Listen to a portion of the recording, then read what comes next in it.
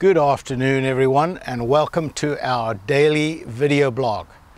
Today is Tuesday, August the 4th, 2018, and on Tuesdays we do Troubleshot Tuesdays, and this is our 100th Tuesday. So every video this week, Monday, Tuesday through to Saturday, will be our 100th week.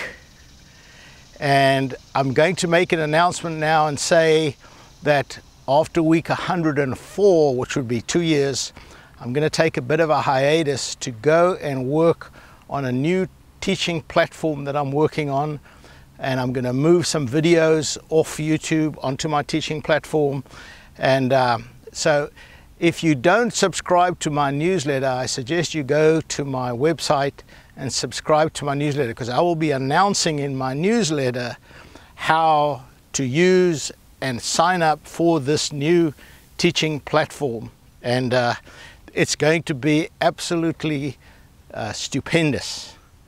You'll be available with the YouTube videos, with other videos that are not available on YouTube, a lot of drills for different programs. I'm going to have it formatted in a way that you can go to drills for the short game, drills for the long game, drills for bunker. And so plus you can send me videos through this platform and get instruction from me for $8 a month.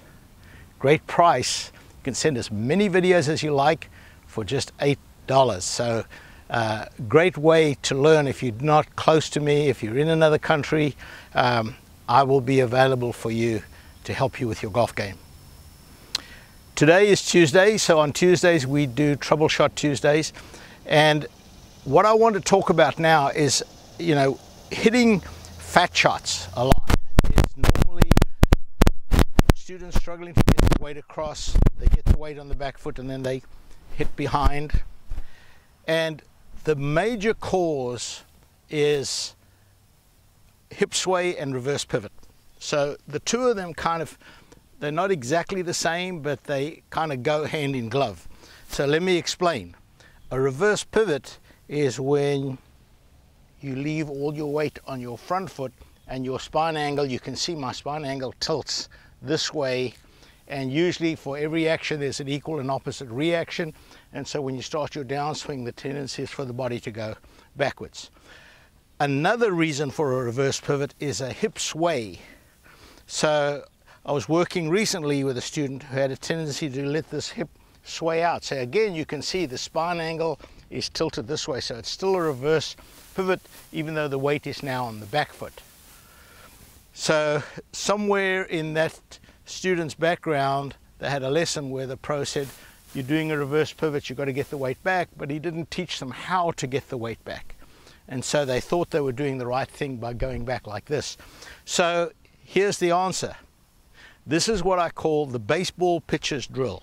So think about a baseball pitcher standing on the tee, on the mound, and when he does his wind-up, he's in balance. If he allowed this hip to sway when he went back, he'd lose his balance. So the only way he can keep his balance is he has to allow this rear hip to go backwards. So what I want you to do, I want you to take your hands, put them on your hip, take this elbow and kind of push it out, and then do a shoulder turn and push this hip, feel this hip going back behind you like this, and not, see, if you go this way, this elbow is going to stay here. I want this elbow to come out. Now I've got all my weight on this foot. That's where I want my hip to go. So the feel is letting this hip go backwards, but the weight's still going onto this foot. So take a club. You can use a alignment stick. Sometimes when you're practicing, I love practicing with alignment sticks. Put it right level with your foot. If you go back and you feel it touch your leg or your hip, you know you're swaying. You want this to go back. You want this distance from the alignment stick to remain constant here. That means this way. I took another alignment stick and put it in here. Right, my hip's this far away. When I go back, it stays there. So now I've only got a short distance to get my weight across. If I allow this hip to sway, see what happens? I've got this huge amount of work to try and get my weight back. So this is how you do this. Do your baseball pitcher's drill. From here, pick that foot up, come back. Pick that foot up, come back. Now, try and duplicate that. That's the feel you're looking for. So when I go back, I want this hip to go back behind me.